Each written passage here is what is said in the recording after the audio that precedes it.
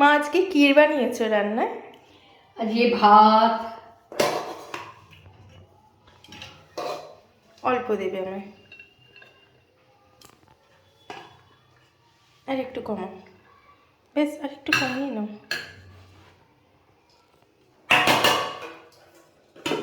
চচ্চড়ি,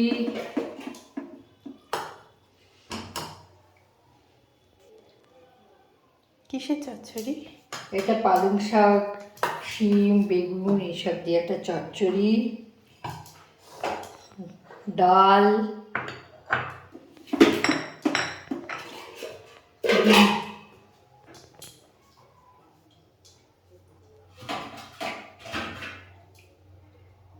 ডিমের কারি,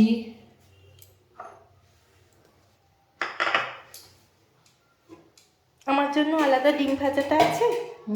আছে ভালো।